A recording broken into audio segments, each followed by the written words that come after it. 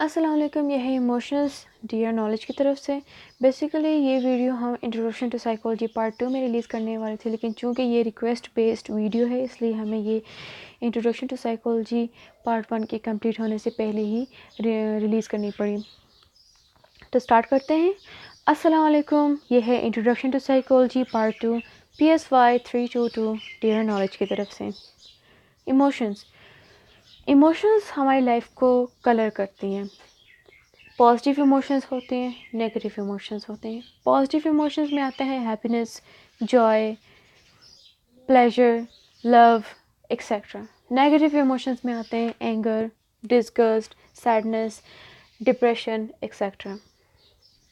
Emotions के अंदर हमारे कॉग्निशन भी इन्वॉल्व होती है। कॉग्निटिव कंपोनेंट्स, फिजियोलॉजिकल कंपोनेंट्स और बिहेवियरल कंपोनेंट्स इन्वॉल्व होते हैं। जिस तरह का इमोशंस हमारे होंगे, जिस तरह स्टिमुलस हमें मिलेगा, जिस तरह का हमारा इमोशनल रिस्पॉन्स होगा, उसी तरह के हमारे कॉग्निटिव कंपोनेंट्स होंगे, हमारे फिजियोलॉजिकल कंपोनेंट्स होंगे और हमारे बिहेवियरल कंपोनेंट्स होंगे। इसकी प्रॉपर डेफिनेशन है, पीटी यंग कहते हैं कि emotion is an acute disturbance in an organism as a whole, psychological in origin, involving behaviour, conscious experience and visual functioning. अब इसके अंदर बिहेवियर जो है वो बिहेवियरल कंपोनेंट्स है, कॉन्शियस एक्सपीरियंस जो है वो आपके कोग्निटिव कंपोनेंट्स है और विजुअल फंक्शनिंग जो है वो फिजियोलॉजिकल कंपोनेंट्स है। यानी कि इमोशंस के अंदर कोग्निशन, फिजियोलॉजिकल चेंजेस और बिहेवियरल चेंजेस जो है वो इन्वॉल्व होते हैं। वुडवर्ड कहते हैं कि emotion state of feeling in each at the time a motor set, each at the same time a motor set, fear is set for escape, anger for attack, happiness to life laugh and grief to cry. Gates कहते हैं कि emotion are the episodes in which the individual is moved और excited. Crow and Crow कहते हैं कि emotion can be defined as stirred up state of the organism. The state involves feeling turns which are accompanied by marked physiological changes. Charles G Morris कहते हैं कि emotion is a complex state of organism involving bodily changes of a widespread character in breathing, pulse, gland secretion, and on the mental side, a state of excitement marked by strong feelings. लेफ्टिन कहते हैं कि emotion is a subjective feeling और response generally accompanied by physiological change and usually associated with behavior. Emotions के 4 components हैं। Number 1 है cognitive process, यानी कि इसके अंदर हमारी कॉग्निशन इन्वॉल्व होती है, कॉग्निटिव प्रोसेस इन्वॉल्व होती है, मेमोरी प्रोसेस इन्वॉल्व होती है, इनर प्रोसेस होती हैं, यानी कि for example perception, thinking, memory, ये सारे इमोशनल एक्सप्रेशंस इमोशनल प्रोसेस में इन्वॉल्व होते हैं। नंबर 2 है सब्जेक्टिव फीलिंग्स, यानी कि इमोशंस या इमोशनल एक्सप्रेशंस जो है वो पर्सन टू पर्सन वेरी करते हैं। एट अ टाइम अगर आप हैप्पी फील कर रहे हैं, लाजमी नहीं है कि हर कोई इमोशनली हैप्पी है, शायद आपके साथ बैठा हुआ बंदा जो है वो इमोशनली सैड होगा। तो सब्जेक्टिव फीलिंग्स होते हैं। फिजियोलॉजिकल एरोजल, यानी कि जब एक इंसान एक इमोशनल स्टेट में होता है उसके साथ साथ उसके फिजियोलॉजिकल एरोजल भी होती है, फिजियोलॉजिकल चेंजेस भी आ रही होती हैं। इसके अंदर फॉर एग्जांपल हार्ट बीट तेज़ हो गई, हार्ट बीट तेज़ हो गई, ब्रीथिंग तेज़ हो गई, स्वेटिंग स्टार्ट हो गई, मसल टेंशन स्टार्ट हो गई, तो ये क्या है, ये फिजियोलॉजिकल अरोजल है। बिहेवियरल रिस्पॉन्स, यानी कि emotion often cause us to act out और एक्सप्रेस आवर फीलिंग्स दैट, यानी कि बिहेवियरल रिस्पॉन्स होता है हमारा।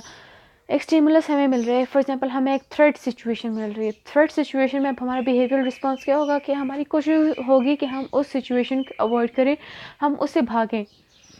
एक क्राइंग, स्क्रीमिंग या वर्बल आउटबर्स्ट, लाफिंग, ये सारे हमारे बिहेवियरल रिस्पॉन्सेस हैं जो कि ऑब्जर्वेबल होते हैं, दूसरा बंदा इसको ऑब्जर्व कर सकता है। ये सारे कंपोनेंट्स हैं इमोशंस के। आप कह सकते हैं कि फॉर एग्जांपल एक बंदा जो है फियर एक थ्रेट है, उसके रिस्पॉन्स में आपका इमोशनल रिस्पॉन्स क्या है, वो है फियर। अब इसके अंदर आपकी कॉग्निशन किस तरह इन्वॉल्व होगी, आपके कॉग्निटिव प्रोसेस किस तरह इन्वॉल्व होगी कि ख़तरा है, डेंजर है वहाँ पर। और आपकी फिजियोलॉजिकल प्रोसेस या फिजियोलॉजिकल अरोजल किस तरह होगी, प्रीडोमिनेंटली सिंपैथेटिक अरोजल होगी। उस फॉर एग्जांपल उसके अंदर आपकी हार्ट बीट तेज़ हो जाएगी, ब्रीथिंग तेज़ हो जाएगी, स्वेटिंग स्टार्ट हो जाएगी, मसल टेंशन स्टार्ट हो जाएंगे। बिहेवियरल रिस्पॉन्स किस तरह होगा, क्या आपकी टेंडेंसी होगी कि आप उस सिचुएशन को अवॉइड करें या आप उस सिचुएशन से एस्केप करें, भाग जाएं। Same is the case with anger. For example एक इमोशन है एंगर, आपकी कॉग्निशन क्या होगी कि बदला लेना चाहिए, दूसरे को नुकसान पहुंचाएं। फिजियोलॉजिकल एरोजल किस तरह होगी, सिंपैथेटिक और पैरासिम्पैथेटिक एरोजल होगा। और आपकी बिहेवियर टेंडेंसी क्या होगी कि आप अटैक करें। Same is the case with depression. Depression में कॉग्निशन होती है हेल्पलेसनेस, होपलेसनेस की, और इसके अंदर हमारी प्रीडोमिनेंटली पैरासिम्पैथेटिक एरोजल होती है एज अ फिजियोलॉजिकल कंपोनेंट, और बिहेवियरल रिस्पॉन्स हमारी होती है इनएक्टिविटी और सेल्फ डिस्ट्रक्शन वगैरह। इस तरह जितने भी इमोशंस होते हैं उसके अंदर हमारी फिजियोलॉजिकल, कॉग्निटिव और बिहेवियरल कंपोनेंट्स इन्वॉल्व होते हैं। इसके कैरेक्टरिस्टिक्स हैं इमोशंस के। नंबर 1 है यूनिवर्सैलिटी ऑफ इमोशंस, यानी कि हाँ जिस तरह हमने पढ़ा था सब्जेक्टिव फीलिंग्स के वेरी करती है पर्सन टू पर्सन, लाजमी नहीं कि हर किसी की इमोशंस जो हैं वो सेम होंगी। नंबर 2 है इमोशन डिपेंड्स ऑन स्टिमुलाई। आप कह सकते हैं कि emotions totally depends on stimuli, कि जब तक आपको एक स्टिमुलस नहीं मिलेगा आपका इमोशनल रिस्पॉन्स नहीं आएगा। फॉर एग्जाम्पल जिस तरह हमने पढ़ा कि थ्रेड है, थ्रेड क्या है, थ्रेड एक स्टिमुलस है। आपका इमोशनल रिस्पॉन्स क्या था, वो था फियर। अब एक बंदा जो है वो एक जोक सुनाता है, आप उसके ऊपर हंसने लगे थे, आप इमोशनली क्या हो गया, आप हैप्पी हो गए। तो जो जोक था वो आपके लिए एक स्टिमुलस था and your emotional response is happiness. तो जब तक आपको एक स्टिमुलस नहीं मिलेगा तो आप इमोशनली अरोज नहीं हो पाएंगे। तो emotions depends on stimulus. Number 3 है लॉस थिंकिंग प्रोसेस। कभी कभी इस तरह होता है कि हमारी वॉलंटरी मूवमेंट पे एक पैरालाइजिंग इफेक्ट आ जाता है ड्यू टू इमोशनल अरोजल। कभी कभी इंसान इमोशनली इतना एक्साइटेड हो जाता है कि थिंकिंग प्रोसेस वो there is a loss of thinking process.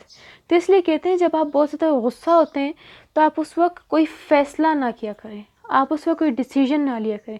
और जब आप बहुत ज़्यादा खुश होते हैं या आप हैप्पीनेस स्टेट में होते हैं तो आप प्रॉमिस ना किया करें किसी से, किसी बात पे वादा ना किया करें, क्योंकि ये दो ऐसे इमोशंस हैं कि इसमें इंसान इमोशनली इतना एरोज हो चुका होता है, इमोशनली इतना एक्साइटेड हो चुका होता है कि थिंकिंग प्रोसेस वहाँ पर लॉस हो चुकी होती है। लॉस ऑफ थिंकिंग प्रोसेस इसे कहते हैं। कभी कभी लॉस ऑफ थिंकिंग प्रोसेस में इंसान को नींद नहीं आ रही होती है, ज़्यादा खुशी की वजह से या ज़्यादा सैडनेस की वजह से उसको नींद नहीं आ रही होती, खाना खाना छोड़ देता है या इस तरह। तो लॉस ऑफ थिंकिंग प्रोसेस यानी कि इमोशंस का थिंकिंग प्रोसेस पे भी एक असर है, कैरेक्टरिस्टिक्स हैं ये। नंबर 4 है परसिस्टेंसी, यानी कि leave behind an emotional disposition और मूड। आपने एक चीज़ को एक्सपीरियंस किया, आपका उसके ऊपर एक इमोशनल रिस्पॉन्स था, तो आपके अंदर एक इमोशनल डिस्पोजिशन हो गई है आपकी मूड की, आपकी इमोशन की। फ्यूचर में जब वो चीज़ दोबारा होगी, अकर होगी, तो आपका एक इमोशनल रिस्पॉन्स वहाँ पर अकर होगा। नंबर 5 है बॉडी चेंजेस। जिस तरह इमोशंस अकर होती हैं, हमारी फिजियोलॉजिकल चेंज होती है, बॉडी में चेंज आता है, फेशियल एक्सप्रेशंस में चेंज आता है और गेस्चर्स में चेंज आता है। नंबर 6 है emotional differences vary from one individual to another and from one situation to another, जिसके अंदर सब्जेक्टिव फीलिंग्स भी आ सकता है कि इमोशंस हर किसी के सेम नहीं होते और हर सिचुएशंस में हमारी इमोशंस सेम नहीं होती। एक सिचुएशन इस तरह हो सकती है कि उसके अंदर हमारी इमोशंस जिस तरह हैं कि हम हैप्पी हैं, मे बी दूसरी सिचुएशन इस तरह हो सकती है कि उसके अंदर हम हैप्पी ना हो। नंबर 7 है नीड ऑफ इमोशनल रिलेशन, यानी कि इमोशन के एक्साइट होने का, ये इमोशन प्रोड्यूस होने के लिए इमोशनल रिलेशनशिप का होना भी एक लाजमी है। किसी इंडिविजुअल के साथ या किसी एक चीज़ के साथ हमारी इमोशनल रिलेशनशिप होगी। फॉर एग्ज़ाम्पल एक मदर है, उसको अपना एक मदर है, उसको अपना बेटा पसंद है। अगर वो उसके अपने बेटे से रिलेटेड कोई अच्छी न्यूज़ सुनती है, उसका बेटा कामयाब हो जाता है, तो मदर जो है वो एक इमोशनली हैप्पी हो जाती है, एक जॉय शो करती है, क्योंकि उसकी अपने बेटे के साथ एक इमोशनल रिलेशनशिप है। अगर वो कोई नेगेटिव न्यूज़ सुनती है अपने बेटे से रिलेटेड तो वो इमोशनली जो है वो सैड हो जाएगी। तो वो क्या है, इमोशनल रिलेशनशिप है। नंबर 8 है क्रिएटिव टेंडेंसी इन इमोशंस। एक इंसान जो है वो तब क्रिएटिव होता है जब वो इमोशनली एरोज होते हैं, एक्टिव होते हैं इमोशन में। नंबर 9 है समटाइम्स इमोशंस आर डिस्प्लेसमेंट, यानी कि आप इमोशनली एरोज हो चुके, कभी कभी एक इंसान को गुस्सा आया होता है, तो डिस्प्लेसमेंट किस तरह, वो गुस्सा किसी ऐसी चीज़ पे शो कर रहा होता है कि जिससे वो अपना बदला ले सके, जिस पे वो अपने इमोशंस शो कर रहे हैं, तो इसको डिस्प्लेसमेंट कहते हैं। नंबर 10 है इमोशन इज़ डिफ्यूज्ड। डिफ्यूज मतलब कि इमोशंस, आप एक इमोशन स्टेट में है तो आपकी पूरी बॉडी में इमोशन की एक डिफ्यूजन होती है, इमोशनली एक चेंज आ रहा होता है। आप इमोशनली एक्साइटेड है, वो इमोशनली हैप्पी है, पूरी बॉडी में एक इमोशनल चेंज किस तरह आ रहा होता है कि आप एक्साइटेड हो जाते हैं, आप एक्टिव हो जाते हैं, आप ज़्यादा मूवमेंट शो करते हैं, तो ये एक इमोशनली आप एक्टिव हो जाते हैं। अगर एक इंसान डिप्रेशन में है तो इमोशनल डिफ्यूजन किस तरह होती है कि पूरी बॉडी उसकी इनएक्टिव हो जाती है, उसकी कॉग्निशन में हेल्पलेसनेस, होपलेसनेस आ जाती है, तो वो इमोशन जो है वो डिफ्यूज़ हो रही होती है all over the body, entire body. 11 है emotion is commutative. Negative emotion ज़्यादा नेगेटिव हो जाती हैं, पॉजिटिव इमोशन जो है वो ज़्यादा पॉजिटिव हो जाती है। इंसान खुश होते तो वो ज़्यादा खुश हो जाता है, सैड हो तो ज़्यादा सैड हो जाता है, तो इमोशन जो है वो कम्यूटेटिव है। फंक्शंस ऑफ इमोशंस, नंबर 1 है preparing us for action. Emotion act as link between events and external environment.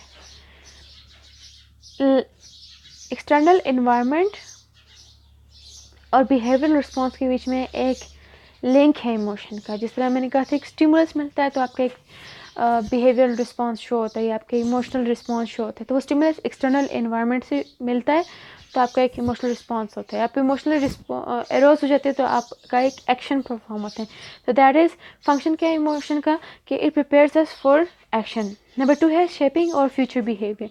Shaping और फ्यूचर बिहेवियर ये है कि अगर आपके साथ आपने एक इमोशन एक चीज़ को शो किया तो आप वो सीख लेते हैं, आप एक्सपीरियंस्ड हो जाते हैं, तो फ्यूचर में आप उसको प्रेडिक्ट भी कर सकते हैं, आप उसको परफॉर्म भी कर सकते हैं, आप उसको अवॉइड भी कर सकते हैं।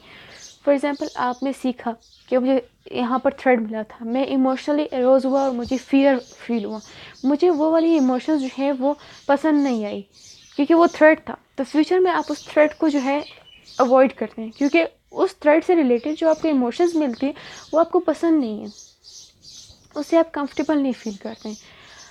अगर एक ऐसी सिचुएशन थी कि उससे आपके इस तरह टाइप के इमोशंस अरोज हुए, आप खुश हुए फॉर एग्जांपल, तो आप फ्यूचर में वो काम दोबारा परफॉर्म करते हैं क्योंकि आपको पता है कि जब मैंने ये काम किया था तो मैं इमोशनली हैप्पी हो गया था, तो अगर ये मैं दोबारा करूँगी मैं दोबारा हैप्पी हो जाऊँगा।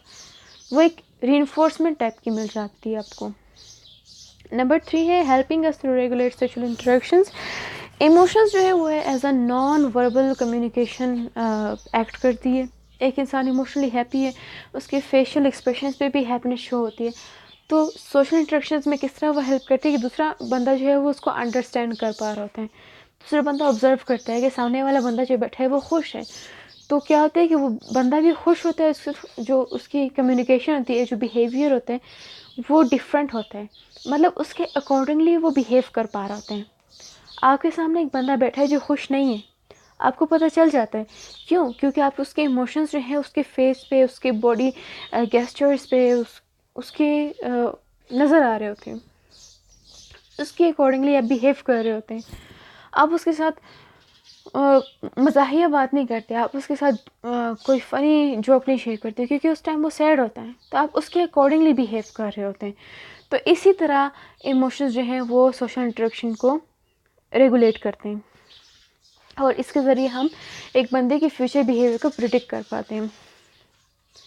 इमोशनल एरोजर, फॉर एग्जांपल एक डेंजरस इवेंट या कोई थ्रेड मिला जिस तरह हमने पढ़ा था, उसमें क्या होता है कि हार्ट रेट इंक्रीज़ हो जाती है, पीपल ऑफ द आई, हमारी आई के जो पीपल है वो डायलेट हो जाती है, विजुअल एक्टिविटी जो है वो इंक्रीज़ हो जाती है, मसल जो है वो कॉन्ट्रैक्ट हो जाते हैं, गूस बम्प्स बन जाते हैं, इस तरह रोमडे खड़े हो जाते हैं, एंडोक्राइन ग्लैंड्स जो हैं वो शुगर रिलीज़ करना शुरू कर देते हैं ब्लड स्ट्रीम में।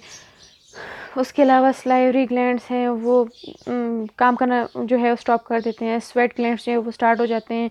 इसके अलावा गैस्ट्रो इंटेस्टाइनल ट्रैक्ट जो है वो काफ़ी हद तक स्टॉप हो जाती है और जो स्केलेटल मसल्स हैं, लार्जर स्केलेटल मसल, उस तक जो वेसल्स हैं वो एक्सपैंड हो जाते हैं, ब्रीथिंग जो है वो ज़्यादा डीप हो जाती है, बहुत ज़्यादा स्टार्ट हो जाती है। इसमें हमारे ब्रोंक्यूल जो हैं वो एक्सपेंड हो जाते हैं, म्यूकस सिक्रीशन जो है ब्रोंकाई में वो डिक्रीज़ हो जाती है। ये सारे जो हैं वे फिजियोलॉजिकल चेंजेस जो हैं वो अंदर अब आ रही हैं जब इंसान इमोशनली अरोज होते हैं। फॉर एग्जांपल ये अब हमने थ्रेट सिचुएशन को पढ़ा तो इसके अंदर ये जो हैं ये सारी इमोशनल चेंजेस आ रही हैं। Physiological correlation of emotion, physiological correlation of emotion में हमारे सेरेब्रल कॉर्टेक्स जो कि बहुत इंपॉर्टेंट रोल प्ले करता है इमोशनल बिहेवियर को कंट्रोल करने में। अगर किसी एनिमल या ऑर्गेनिज्म से सेरेब्रल कॉर्टेक्स को हटा दें तो वो अपने इमोशंस को कंट्रोल नहीं कर पाएगा, अपने इमोशनल बिहेवियर को कंट्रोल नहीं कर पाएगा। So the removal of cerebral cortex is called decorticate. इसके अंदर हाइपोथैलेमस का भी एक रोल है। Hypothalamus regulates the expression of emotions by face and body postures. Cerebral cortex जो है वो इमोशन को कंट्रोल करता है और हाइपोथैलेमस जो है वो इमोशन को रेगुलेट करता है। अब impulses from hypothalamus increases smooth muscles and skeletal muscles। Smooth muscles जो है वो हमारे इनवॉलंटरी बिहेवियर होते हैं और स्केलेटल मसल्स जो है वो हमारी वॉलंटरी बिहेवियर होती है, एक्टिविटी होते हैं। And then impulses from posterior lobe causes अच्छा पोस्टीरियर सिंपैथेटिक डिवीजन, हाइपोथैलेमस की पोस्टीरियर सिंपैथेटिक डिवीजन से जो हमें इम्पल्सेस मिल रही होती है उससे हमारे इमोशन एक्साइट होते हैं, एक्साइटमेंट होती है। और जो एंटीरियर सिंपैथेटिक डिवीजन से हमें जो इमोशंस मिलते हैं उससे हमारी इमोशंस जो रिलैक्स होती है, रिलैक्सेशन ऑफ इमोशन होती है। ये सारी फिजियोलॉजिकल कोरिलेशन ऑफ इमोशंस हैं। इसके अंदर गैल्वेनिक स्किन रिस्पॉन्स है जिसके अंदर electrical conductance of the skin increases with degree of emotional aerogel of the individual. जिस तरह की एक इंडिविजुअल की इमोशनल एरोजल होती है उसके साथ साथ जो है इलेक्ट्रिकल कंडक्टेंस जो है स्किन की वो भी इंक्रीज होती है। Changes in pressure, volume and composition of blood and the rate of heartbeat may used as indicator of changes in emotional states measured by electrocardiogram. Respiration or breathing cycle changes as apparent without special instruments in person undergoing an intense emotional experience। ये जितना भी हमने पढ़ा था cognition को हम पढ़ चुके हैं। इसके अंदर परसेप्शन, थिंकिंग वगैरह इन्वॉल्व थी। फिजियोलॉजिकल चेंजेस जो हैं आप यहाँ पर इमोशनल स्टेज में जो है ये सारी फिजियोलॉजिकल चेंजेस जो हैं वो इन्वॉल्व हैं। Temperature and sweating of the skins are linked to some extent। The change in size of the pupil eyes has long been known to vary। जिस तरह पीपल का साइज़ भी चेंज होता है। अनप्लेजेंट स्टेट होती है तो पीपल की कॉन्ट्रैक्शन होती है, प्लेजेंट स्टेट होती है तो पीपल की डायलेशन होती है। कार्टून्स में भी अक्सर देखा होगा कि जब प्लेजेंट स्टेट होते हैं तो किसी कार्टून की पीपल जो है वो बहुत डायलेट करके दिखाते हैं और जब अनप्लेजेंट स्टेट होते हैं तो कार्टून जो है उसकी पीपल को कॉन्ट्रैक्ट करके दिखा रहे होते हैं। If you have noticed the pupil opens wide during strong sympathetic nervous system activity। salivary gland secretion जो वो कंट्रोल हो जाती है sympathetic और parasympathetic nervous system के ज़रिए। muscle tension and tremors are also easily observed in emotional states without instruments। अच्छा emotional states जो हैं अभी without instruments भी ये स्टेट्स जो हैं वो ऑब्जर्व हो सकती हैं, आप उसको ऑब्जर्व कर सकते हैं। ग्रुप ऑफ अदर चेंजेस में be measured during emotional states. Emotional या स्टेट के दौरान फिजियोलॉजिकल चेंजेस में एक्सटर्नल फिजिकल चेंजेस भी होती हैं जिसके अंदर आते हैं हमारा facial expression, vocal expression and posture expression. Facial expressions को इमोशन का इंडेक्स भी कहा जाता है। इसके ऊपर काफ़ी सारे एक्सपेरिमेंट्स भी हुए। सर चार्ल्स बेल एक एनाटॉमिस्ट थे, उन्होंने फेशियल एक्सप्रेशंस को बहुत ज़्यादा इंपॉर्टेंस दी थी। इसके अलावा जो डार्विन थे उन्होंने फेशियल एक्सप्रेशंस के ऊपर एक्सपेरिमेंट्स भी परफॉर्म की थी फेशियल एक्सप्रेशंस के ऊपर और डिफरेंट एक्टर्स के ज़रिए इसके ऊपर एक्सपेरिमेंट्स किए थे। इसके अलावा काफ़ी सारे लोग हैं जिन्होंने फेशियल एक्सप्रेशंस को अंडरस्टैंड करने में इसके ऊपर काफ़ी सारे एक्सपेरिमेंट्स किए थे। इसके अंदर फिर फेशियल फीडबैक हाइपोथेसिस भी आता है। फेशियल फीडबैक हाइपोथेसिस यानी कि हमारे फेशियल एक्सप्रेशंस हमारी इमोशंस के साथ काफ़ी रिलेटेड होते हैं। जिस तरह हमारे इमोशंस होते हैं वैसे ही हमारे फेशियल एक्सप्रेशंस होते हैं और जिस तरह हमारे फेशियल एक्सप्रेशंस होते हैं वैसे ही हमारे इमोशंस होते हैं। इसके अलावा है वोकल एक्सप्रेशन। वोकल एक्सप्रेशंस में ये भी आ सकती है कि ये एक्सटर्नल फिजिकल चेंजेस होती है। तो जब इंसान इमोशनल स्टेट में होता है तो उसके मुताबिक उसके वोकल एक्सप्रेशंस भी होते हैं। फॉर एग्ज़ाम्पल अगर वो बहुत सरप्राइज़्ड हो गई है, बहुत सरप्राइज्ड एक्सप्रेशन स्टेट में, तो वो उसकी एक पिच हाई होगी या उसकी आवाज़ जो है वो बहुत ज़्यादा ऊंची हो जाएगी। फॉर एग्ज़ाम्पल कोई सरप्राइजिंग न्यूज़ आ गई जो कि एक अनबिलीवेबल थी, तो अक्सर लोग कहते हैं क्या, वो बहुत ऊंची आवाज़ में एक एक्सप्रेशन शो कर रहे होते हैं। या एक इंसान बहुत ज़्यादा सैड है, फॉर एग्जांपल उसने एग्ज़ाम फेल कर दिया, तो वो बड़ी हल्की आवाज़ में बोलता है कि मैंने एग्ज़ाम फेल कर दिया, इस तरह टाइप का कुछ सैड न्यूज़ वगैरह। तो इसके मुताबिक इमोशंस के मुताबिक जो है हमारी वोकल एक्सप्रेशंस भी होते हैं। फॉर एग्जांपल इंसान बहुत ज़्यादा खुश है तो बहुत ऊंची आवाज़ से बात करते हैं, जितना वो सैड होता है उतनी उसकी आवाज़ जो है वो लो जा रही होती है, उतनी वो हल्की आवाज़ में बात करते हैं। जितना वो गुस्सा होता है उतनी वो तेज़ बात कर रहे होते हैं। ये वोकल एक्सप्रेशंस हैं। इसके अलावा है पोस्चर एक्सप्रेशंस। पोस्चर एक्सप्रेशंस जो हैं कल्चर टू कल्चर वैसे वेरी करते हैं। ओवर ऑब्जर्वेबल बिहेवियर है, आप इसको कह सकते हैं। फॉर एग्ज़ाम्पल गुस्सा है तो पोस्चर एक्सप्रेशन किस तरह के, आप अटैक कर रहे हैं, ठीक है, आपके पोस्चर एक्सप्रेशन इस तरह टाइप के हैं कि आप अटैक कर रहे हैं।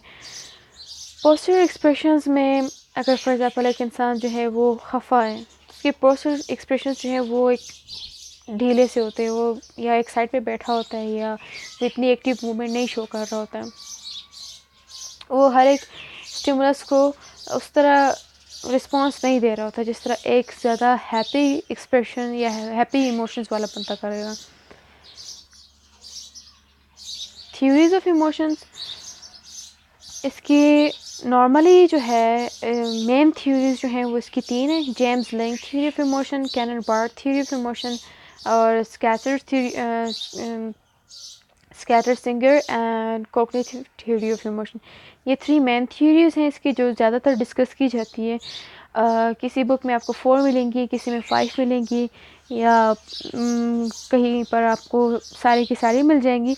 लेकिन नॉर्मली जो है वो 6 थ्योरीज है इमोशंस की। इसके अंदर जो ज़्यादा मेन इंपॉर्टेंट है वो फिर जेम्स लैंग के, कैनन बार्ड और स्कैटर और सिंगर की थ्योरी है। Common sense theory of emotion है कि a stimulus lead to an emotion of fear which then lead to bodily arousal. यानी कि एक स्टिमुलस हमें मिलता है, हमारा इमोशनल अरोजल होता है, उसके बाद हमारे ऑटोनॉमिक नर्वस सिस्टम अरोज होता है, यानी कि उसके बाद हमारे बॉडीली चेंजेस आते हैं। फॉर एग्ज़ाम्पल इसकी एक स्टेटमेंट है कि I M shaking because I am afraid, मतलब मैं इसलिए कँपा रहा हूँ क्योंकि मैं डरा हुआ हूँ। फॉर एग्ज़ाम्पल एक स्नार्लिंग डॉग है, फॉर एग्ज़ाम्पल एक डॉग आपको मिले जो it's a snarling dog. First response आपका क्या होगा, कॉन्शियस फियर होगा जो कि इमोशनल एरोजल हो रहा है। सेकंड रिस्पॉन्स क्या होगा, एएनएस एरोजल, यानी कि उसके बाद फिर आपके अंदर फिजियोलॉजिकल बिहेवियरल जो है वो कंपोनेंट्स अकर हो रहे हैं। पहले जो है आपके अंदर एक कॉन्शियस फियर आ रहा है जो कि इमोशनल एरोजल है। James Lange theory of emotion, ये विलियम जेम्स और कार्ल लैंग। विलियम जेम्स जो कि फाउंडर और फंक्शनलिस्ट भी हैं, इन्होंने इसके ऊपर काम किया था थ्योरी ऑफ इमोशंस के ऊपर। और eight the same time Denmark में फिजियोलॉजिस्ट थे और साइकोलॉजिस्ट थे डेनमार्क में, कार्ल लैंग, उन्होंने भी इसके ऊपर थ्योरी ऑफ इमोशन के ऊपर काम किया था। तो इनकी थ्योरी जो है वो काफ़ी हद तक, या आप कहते हैं ऑलमोस्ट इन दोनों की जो थ्योरी थी वो सेम थी, इसलिए इस थ्योरी को James Lange theory of emotion कहते हैं, यानी कि William James and Carl Lange theory of emotion. इस थ्योरी ऑफ इमोशन में है कि physiological reaction leads to labelling of emotion. In James Lange theory of emotion stimulus leads to bodily arousal first and then interpretation of emotion. Common sense theory में हमने पढ़ा था कि पहले इमोशनल अरोजल होता है, उसके बाद फिर बॉडीली अरोजल होते हैं। लेकिन जेम्स लैंग थ्योरी में है कि नहीं, पहले हमारी बॉडीली अरोजल होती है, एएनएस अरोजल होती है, उसके बाद फिर हमारी इमोशनल अरोजल होती है। तो James and Lange believe that physical arousal lead to the labelling of emotion. जैसे कि फॉर एग्जांपल कह सकते हैं कि I am nervous because my stomach is fluttering, कि मतलब मेरे स्टमक में फ्लटरिंग हो रही है इसलिए मैं नर्वस हूँ। या I am afraid because my face is red, मेरा फेस रेड हुआ है इसलिए मैं डर रहा हूँ। तो according to James and Lange पहले स्टिमुलस प्रेजेंट होते हैं। फॉर एग्जांपल एक स्नार्लिंग डॉग है, थर्ड सिचुएशन है, फर्स्ट रिस्पॉन्स क्या है, आप बॉडीली अरोज हो गए, आपकी ऑटोनॉमिक नर्वस सिस्टम अरोज हो गई, सिंपली आप कह सकते हैं कि आपकी बॉडी में चेंज आ गया, उसके बाद आपकी इमोशनल चेंजेस आ रही हैं। तो according to James Lange theory में ये था कि हमारी पहली बॉडी चेंज होती है, पहले हमारी बॉडी में चेंज आता है, उसके बाद हमारे इमोशंस में चेंज आता है। तो उसने बॉडी चेंजेस को फर्स्ट रिस्पॉन्स और इमोशनल चेंजेस को सेकंड रिस्पॉन्स कंसीडर किया था। उसके बाद है Cannon Bard theory of emotion, Walter Cannon और फिलिप बार्ट, इन दोनों ने इसके ऊपर काम किया था, दोनों फिजियोलॉजिस्ट हैं। According to them, a theory in which the physiological reactions and emotions are assumed to be occurred at the same time. A stimulus leads to activity in the brain, which then sends signals to arouse the body and interpret the emotions simultaneously. For example, I'm afraid and running and aroused. According to Cannon-Barth theory, जिस तरह की common sense theory ने कहा था कि नहीं पहले emotional अरोजल होता है, उसके बाद फिर इंसान बॉडीली अरोज होता है, जेम्स लाइक ने कहा था नहीं, पहले बॉडी अरोज होती है, बॉडीली चेंजेस आती हैं, उसके बाद फिर इमोशनल अरोजल होती हैं। लेकिन कैनन-बार्ट थ्योरी कहते हैं कि नहीं, ये बॉडीली अरोजल यानी कि एएनएस अरोजल और फियर जो है ये दोनों एक साथ अरोज होती हैं। एएनएस अरोजल जो है वो फाइट और फ्लाइट मूवमेंट में आपकी मदद करती है। फॉर एग्जांपल एक थ्रेट सिचुएशन है या आप उस थ्रेट सिचुएशन से डर रहे हैं या आप उस थ्रेट सिचुएशन का मुकाबला करें, दैट इज़ फाइट और फ्लाइट मूवमेंट। तो एएनएस यानी कि ऑटोनॉमिक नर्वस सिस्टम जो है वो फाइट और फ्लाइट मूवमेंट में आपकी मदद करती है। तो कैनन-बार्ट कहते हैं कि नहीं, एएनएस अरोजल और बॉडी में जो चेंज आता है और जो हमारी इमोशनल अरोजल होती है, कॉन्शियस फील, ये दोनों एक साथ होती है। इससे पहले हमारे सब कॉर्टिकल ब्रेन एक्टिविटी होती है, यानी कि कॉग्निशन पहले होती है, उसके बाद फिर एएनएस अरोजल होता है और कॉन्शियस फियर होता है।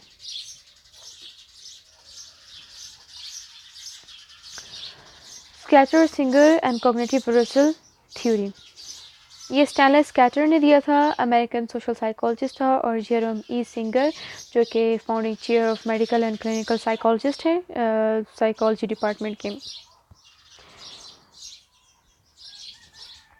Scatter and Singer and cognitive arousal theory, theory of emotion in which both the physical arousal and labeling of the arousal based on the cues from the environment must occur before the emotion is experienced. दो factors पर based है लोगों की theory, एक था physiological अरोजल और एक था cognitive level. According to them जो हमारा फर्स्ट रिस्पॉन्स होता है वो कॉग्निटिव और एएनएस अरोजल एक साथ होते हैं, जिस तरह कि हमने पढ़ा था कैनन-बार्ट की थ्योरी में कि हमारी एएनएस अरोजल और फियर यानी कि इमोशनल रिस्पॉन्स जो है वो हमारा सेकंड रिस्पॉन्स है और फर्स्ट रिस्पॉन्स जो है वो हमारी कॉग्निशन है।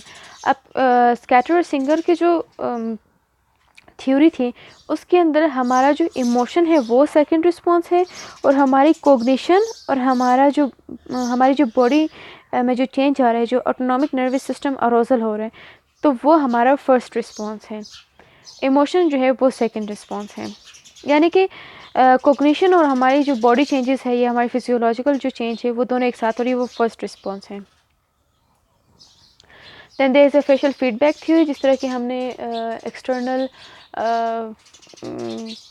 फिजिकल चेंज में हमने पढ़ा था फेशियल एक्सप्रेशंस में फेशियल फीडबैक थ्योरी थी। तो according to facial feedback theory, facial movement can influence the experience of emotion. Facial movement से हम या फेशियल मूवमेंट जो है हमारी एक इमोशनल एक्सपीरियंस को इन्फ्लुएंस करती है। Emotion is experience of changes in और फेशियल मसल, हमारी फेशियल मसल के मुताबिक हमारी इमोशनल एक्सपीरियंस होती है। For example facial feedback theory क्या करे कि एक स्टिमुलस मिला, for example snarling dog, first response क्या है, एएनएस अरोज हुए तो क्या हुआ है, ऑटोनॉमिक नर्वस सिस्टम यानी कि बॉडी चेंजेस हुए फेस के अंदर जब ऑटोनॉमिक नर्वस सिस्टम अरोजल हुआ उसके बाद फिर हमारी फेशियल एक्सप्रेशन शो हुए। फॉर एग्जांपल एक थ्रेट सिचुएशन था तो आपके फेशियल एक्सप्रेशन डिफरेंट है, उसमें फिर सेकंड रिस्पॉन्स क्या है, cognitive interpretation of the face motion. अब आपका दिमाग या आपका माइंड जो है वो अब आपके फेशियल एक्सप्रेशंस को इंटरप्रेट करे कि आपने जिस तरह का फेशियल एक्सप्रेशन बनाया उसका क्या मतलब है। जब आपके माइंड ने पता लगा लिया कि आपका फेशियल एक्सप्रेशंस जो है it means that you are scared, you are afraid, तो वो उसके मुताबिक फिर इमोशन रेगुलेट करता है fear. According to facial feedback theory, हमारे एएनएस अरोजल और फेशियल पहले होते हैं हमारा एएनएस अरोजल, यानी कि पहले हमारे फेशियल एक्सपीरियंस में या फेशियल एक्सप्रेशंस में पहले हमारा ऑटोनॉमिक नर्वस सिस्टम अरोजल होते हैं। उसके बाद हमारे फेशियल एक्सप्रेशंस बनते हैं। जब हमारे फेशियल एक्सप्रेशंस बनते हैं तो हमारे माइंड में जाता है cognitive interpretation of the facial motions. जब हमारा माइंड इंटरप्रेट कर लेते हैं कि फेशियल एक्सप्रेशंस का क्या मतलब था, उसके बाद आता है इमोशनल एक्सप्रेशंस। इमोशनल एक्सप्रेशंस में फिर जब इंटरप्रिटेशन हो गई, इंटरप्रिटेशन से पता चला कि फ़ियर है, ख़तरा है, तो फिर जो हमारा इमोशनल एक्सप्रेशन होगा वो होगा fear. Lazarus cognitive mediational theory. Richard Lazarus founder हैं, एक अमेरिकन साइकोलॉजिस्ट थे। According to this theory attempts to explain the relationship between cognition, emotion, and stress, focusing on the role of appraisal. So, stimulus lead to personal meaning derived from cognition, leading to the arousal and emotion. इसमें क्या है?